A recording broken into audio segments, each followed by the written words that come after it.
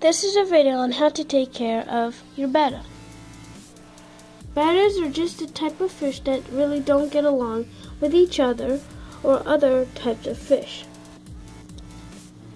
As you can see, these two bettas, the female right here and the male right over there, are separated. Now, if you haven't noticed, there is actually a fish or a catfish with the betta. And you also see that they're both okay. They're not fighting with each other. Now, it depends, of course, on your betta's personality. But a catfish and a red-clawed crab are the best fish that can go along with a betta. So if you will to add another fish, if you just don't want a betta, you can add those catfish or red-clawed crab. I tried on both of them with the catfish, and they are both fun. But like I said, it depends on their personality too. Now, I did have a red-clawed crab, but he died. He was pretty old, and so if I had him, I would have shown you it, that they go together.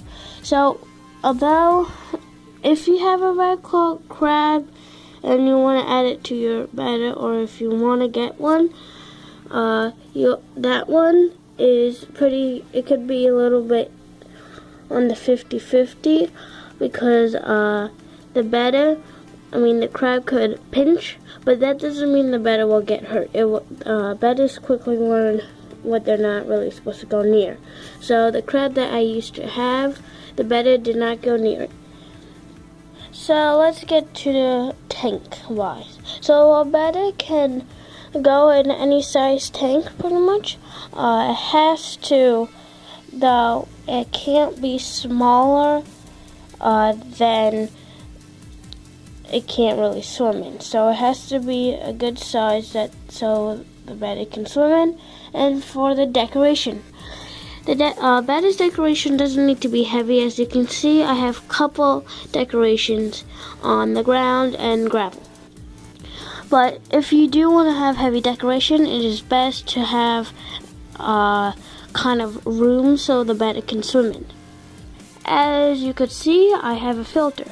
Now, filters don't really necessarily need for a betta, but just because I have 3 fish in here, that's why I keep a filter, so the water will be clean.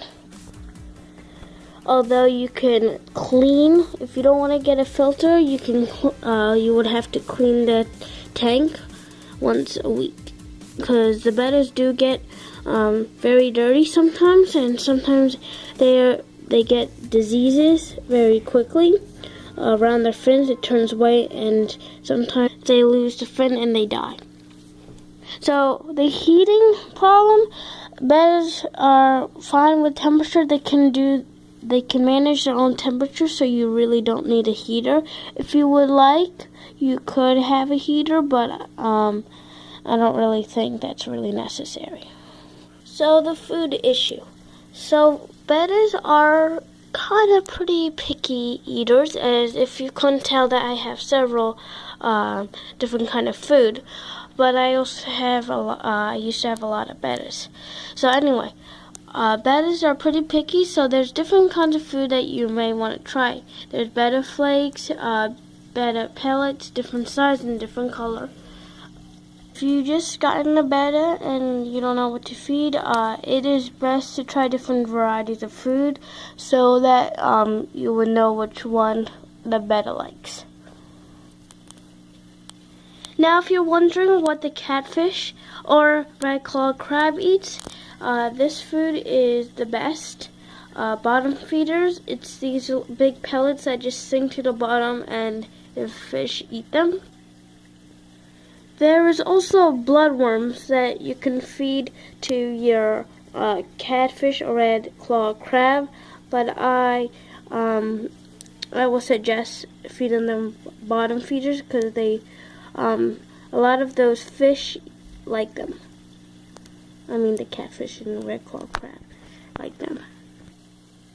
So to keep your water cleaned and better like fresh water, you might want to, I recommend you trying stress slime. This fluid, or like the water, contains the live bacteria, and it consumes slugs that are on your glass or on the gravel.